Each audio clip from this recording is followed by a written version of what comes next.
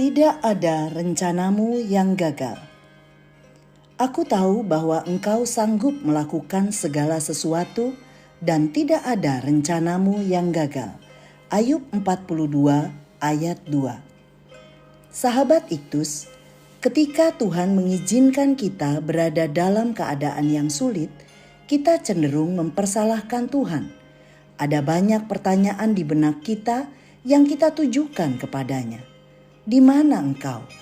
Apakah engkau peduli? Mengapa engkau membiarkan ini terjadi?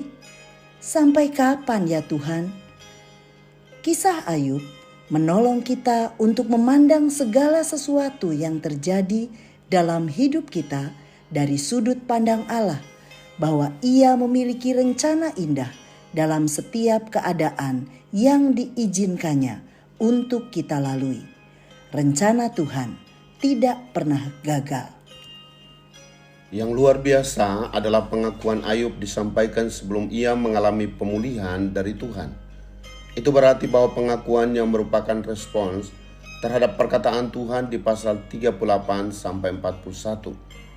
Ayub mengakui bahwa di balik segala sesuatu, Tuhan memiliki rencana agung bagi dirinya. Bahwa rencananya itu bersifat pasti dan tidak ada siapapun atau sesuatu pun yang dapat menggagalkannya. Lalu, apa rencana Allah bagi Ayub melalui semua hal yang telah menimpa dirinya? 1. Supaya Ayub mengakui kedaulatan Tuhan. Ayat 1 dan 2. Tuhan memiliki kedaulatan yang mutlak atas segala sesuatu. Ia dapat memutuskan, melakukan dan mengatur segala sesuatu menurut kehendaknya. Ia berdaulat atas kelimpahan hidup, penderitaan dan sakit penyakit. Bahkan berdaulat untuk mengizinkan iblis mencobai orang benar. Namun semua tetap ada dalam kendalinya. Kita hanya dapat menjalani hidup, tetapi tidak berkuasa atasnya. 2. Supaya Ayub menempatkan firman Tuhan sebagai keputusan tertinggi. Ayat 3 dan 4. Ayub menyadari bahwa pertimbangan tertinggi untuk mengambil keputusan dalam situasi genting yang dihadapinya bukanlah pengetahuan atau pengertian yang dimilikinya, bukan pula nasihat para sahabat ataupun masukan dari istrinya, tetapi firman Tuhan semata. Karena itu, dalam keadaan apapun, seseorang perlu memberi waktu untuk duduk di hadapannya, untuk berdoa dan mendengar perkataannya. 3. Supaya Ayub memiliki pengalaman dengan Tuhan. Ayat 5 dan 6. Ayub punya pengalaman baru dengan Tuhan, bahwa rencananya jauh lebih besar dari segala pemikiran manusia.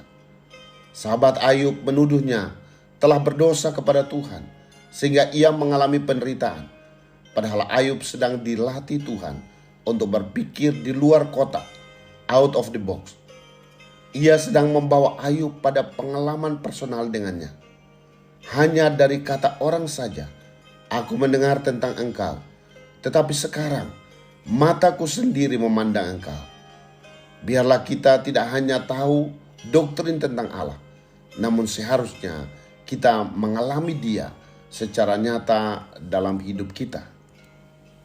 Sahabat Iktus yang dikasihi Tuhan, apakah aku dapat mensyukuri segala sesuatu yang terjadi dalam hidupku karena aku tahu bahwa semua ada dalam kedaulatan Tuhan?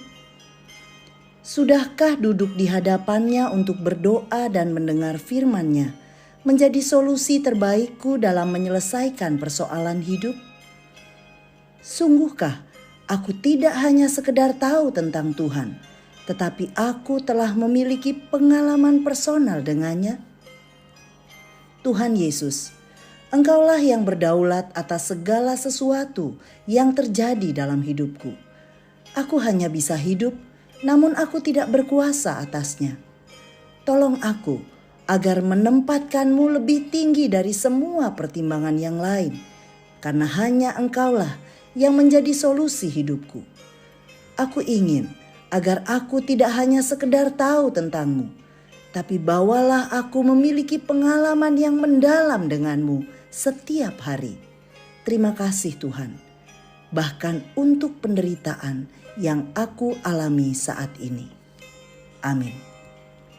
Rencanamu lebih indah dari semua mimpiku.